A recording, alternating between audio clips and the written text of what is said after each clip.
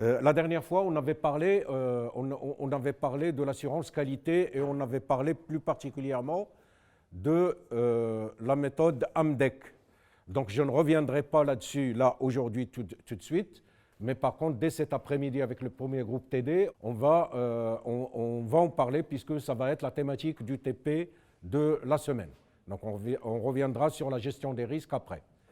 Aujourd'hui, on va parler budget.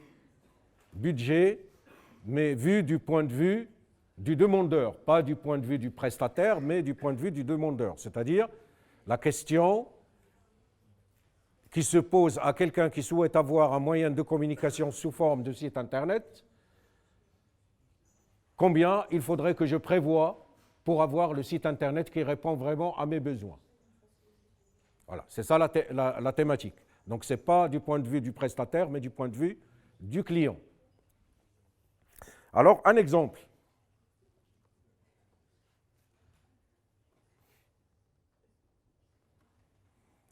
Voici un outil qui est utilisé par une agence pour faire ses devis.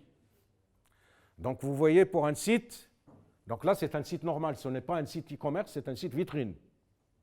Pour un site de 99 pages, où il y aurait quand même pas mal de contenu, le chiffrage qui est fait par cette agence, parce que c'est une vraie agence, qui est fait par cette agence-là pour 99 pages, il est compris entre 21 000 et 24 000 euros. Dedans, il n'y a rien de compliqué, c'est un site vitrine, sauf qu'il y a beaucoup de contenu. Mais si on se pose la question, qu'est-ce qui justifie un tel prix? Voilà, si vous voulez, le raisonnement qui est fait au niveau du modèle économique dans les agences. Alors, ça, c'est un travail relatif au travail agence. Ce n'est pas des spécialistes, c'est une agence de communication telle que celle que vous êtes en train de faire en projet tutoré, qui va répondre tout simplement à un besoin exprimé par un client.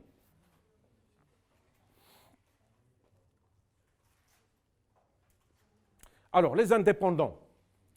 Les indépendants, lorsqu'ils interviennent, ne sont pas rémunérés sur la base d'un chiffrage global comme pour l'agence web, mais ils sont rémunérés en fonction d'un forfait journalier. En moyenne, les indépendants fonctionnent avec un coût de 500 € journée, mais c'est une moyenne. Ça dépend de l'expérience de l'indépendant, ça dépend aussi du travail qu'il a à faire, mais d'une manière générale, c'est 500 € par jour.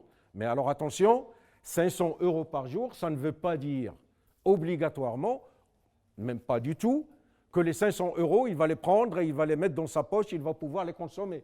500 €, c'est le brut de la journée. Mais si on considère que sur les 500 €, il y a déjà 60% de charges sociales et fiscales, c'est-à-dire impôts et taxes et cotisations sociales, il lui reste des 500 €, il ne lui reste que 40%. D'accord ? Donc quand on dit 500 € par jour, ça ne veut pas dire prix net, ça veut dire prix brut, puisque l'indépendant n'est pas un salarié, et donc il n'a pas un employeur qui paye les cotisations sociales pour lui, c'est à lui de payer pour lui-même, sur ses revenus, ses cotisations et ses impôts.